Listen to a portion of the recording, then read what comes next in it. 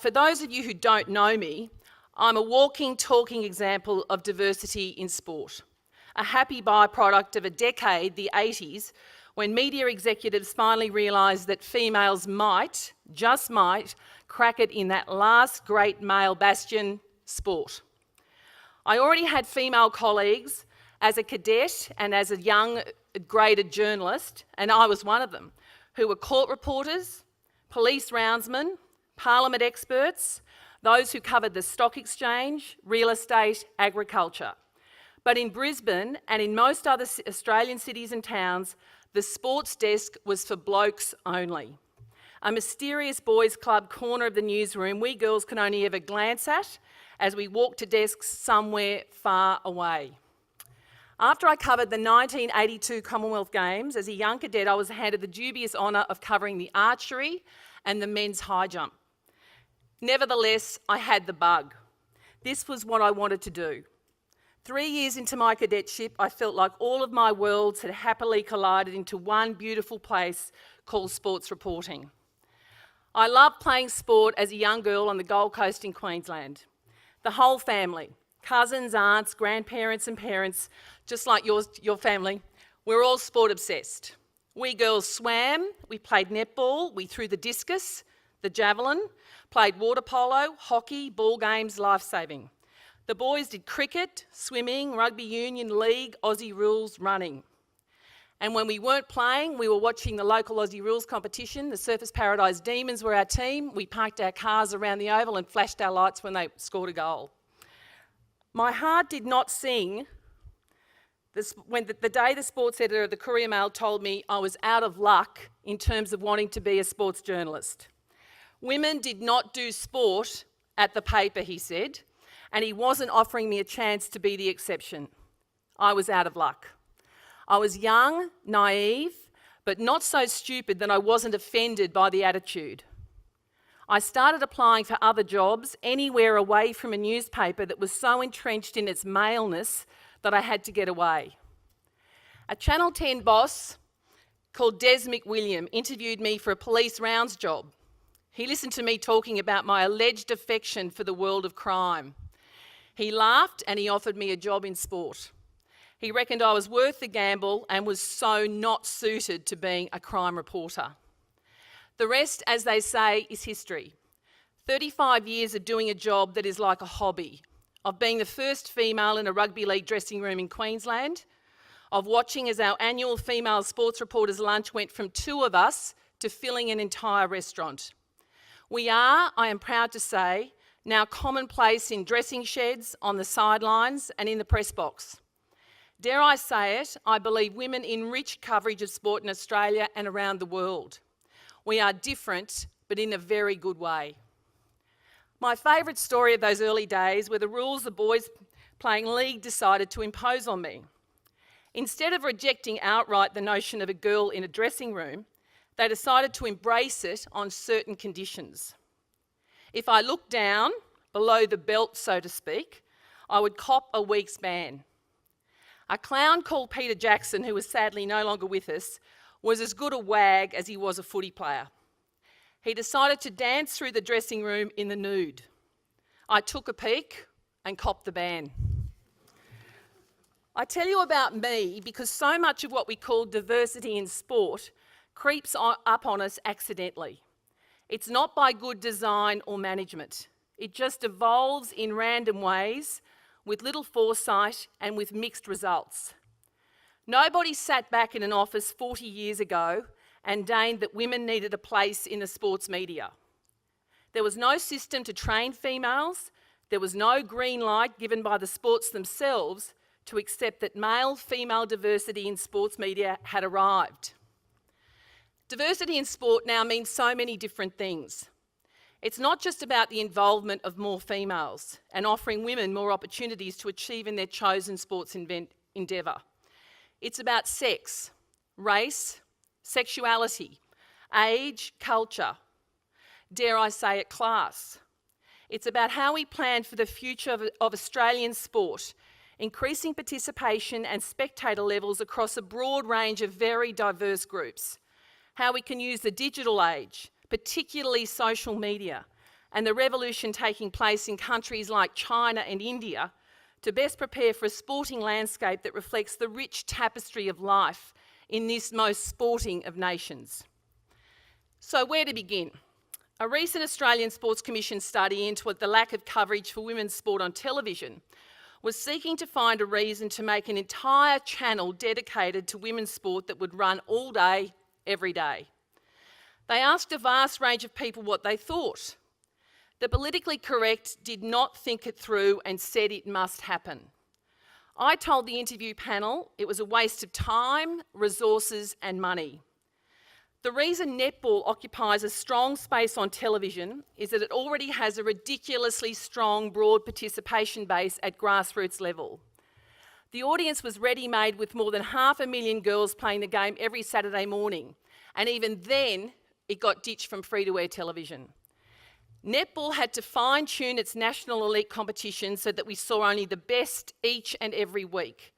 The women knew they had to be fitter, faster, better. They still do it, by the way, for around $200 a game. For me, there's something that remains pure and innocent about women's sport.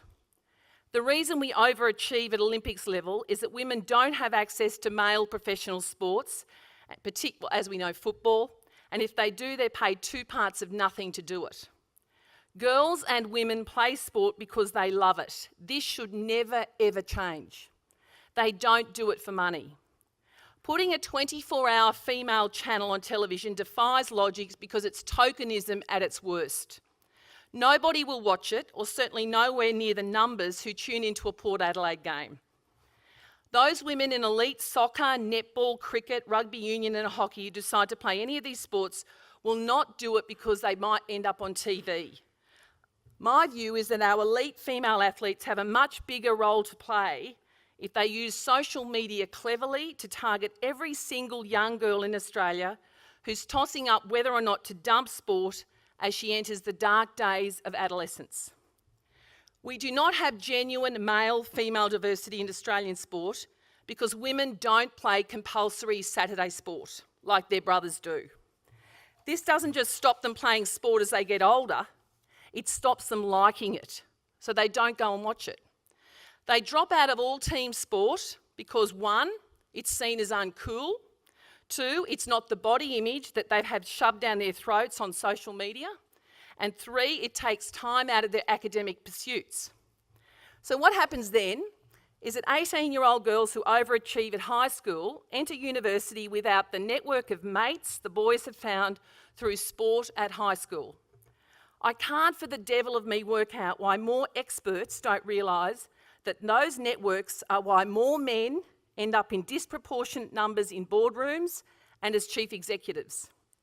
Women might be brainier, they get better marks, but too many don't crack it in the workforce at the highest levels because they have no network built up from years on the playing fields.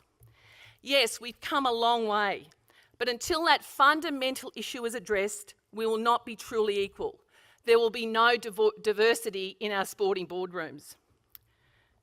Social media, and women are masters of it, can open avenues of communication to young females from older athletes that no 24-hour channel could ever hope to deliver.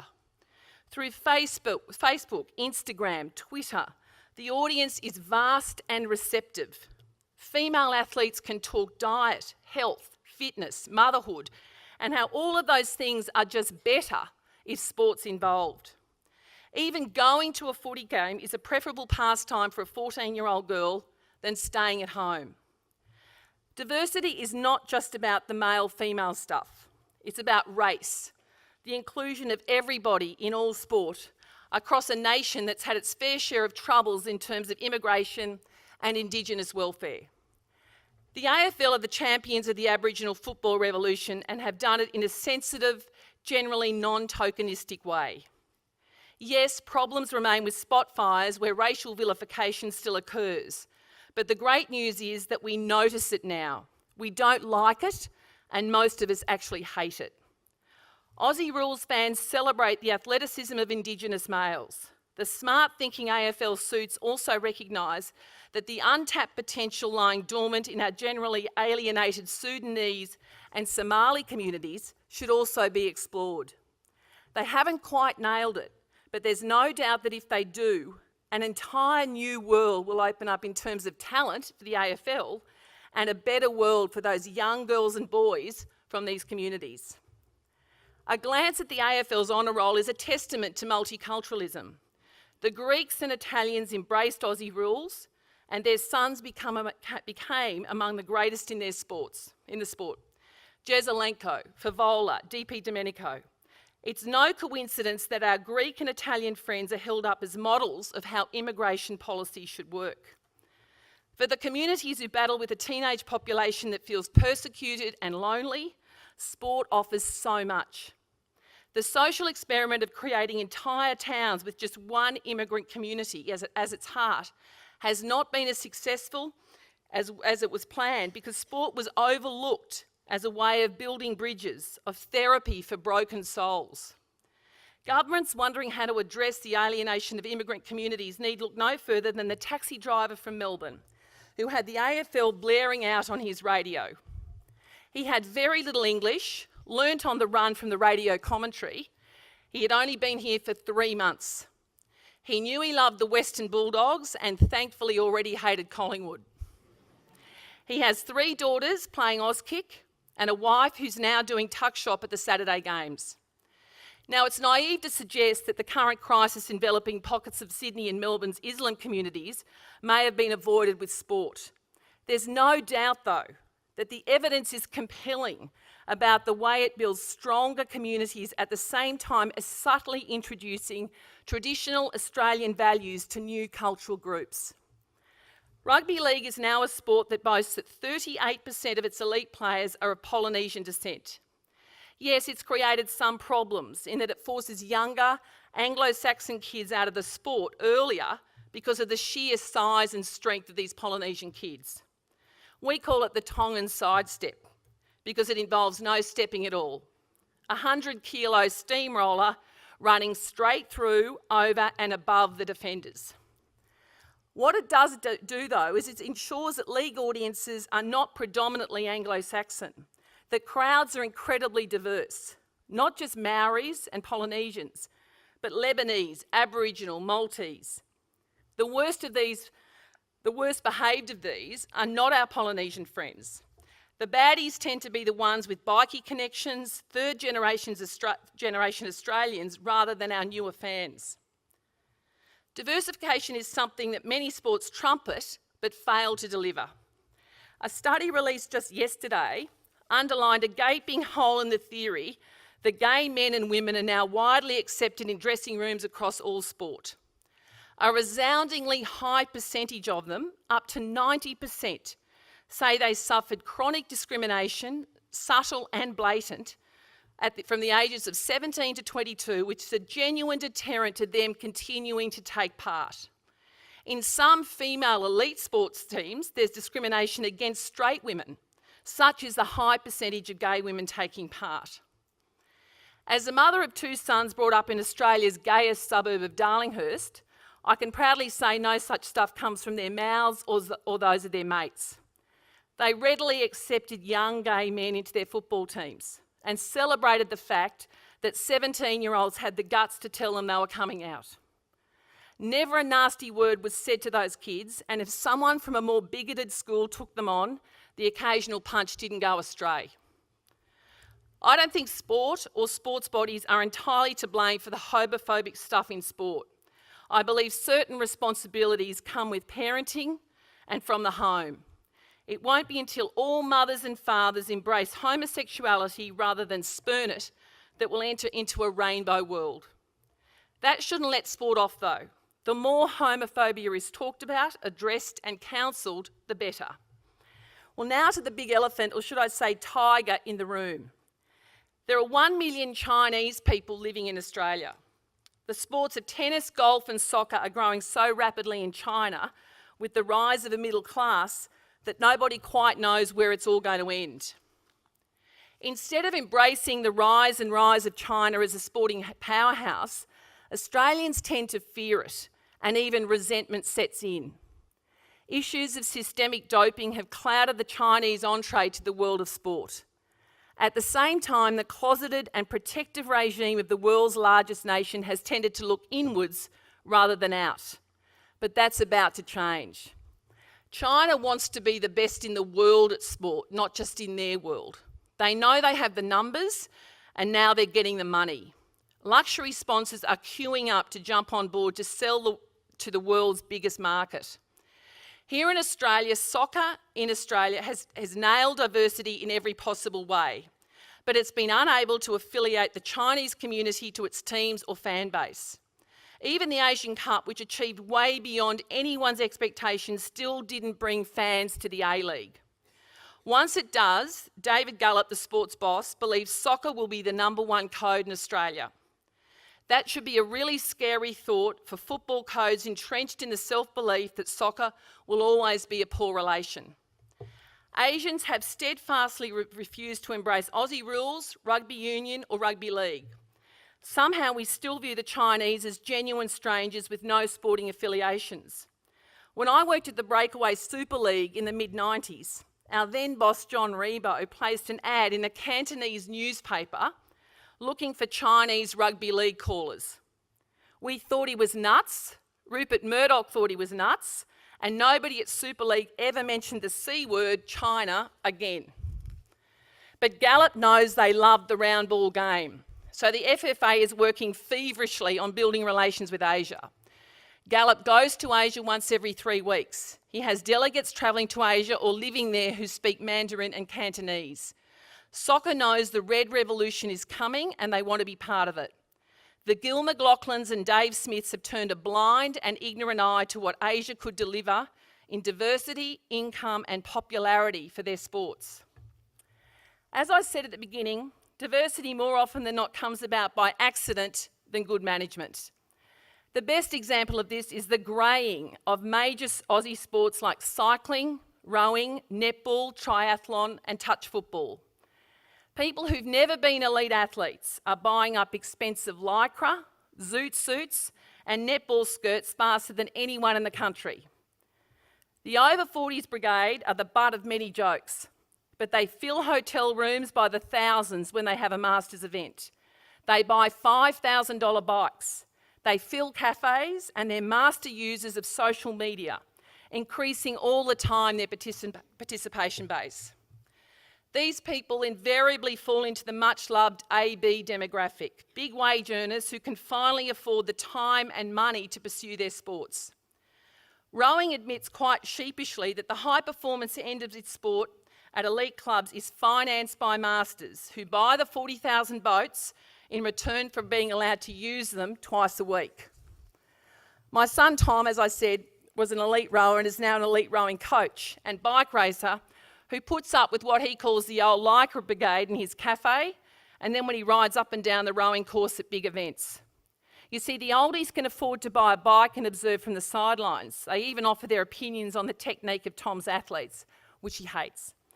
But he's finally seeing a direct correlation between the growing number of boats in the shed with the increased masters numbers, and a far bigger array of bike racing gear in bike shops because of his richer, greyer cohorts.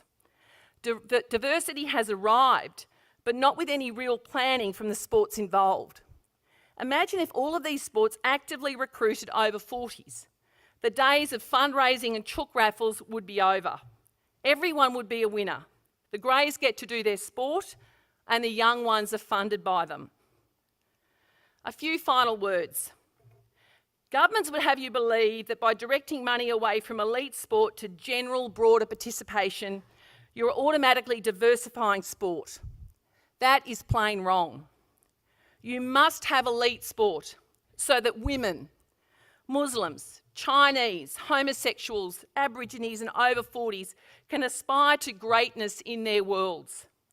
Without sporting greats, we are left with kids running around school ovals with no sense of purpose or aspiration to be better.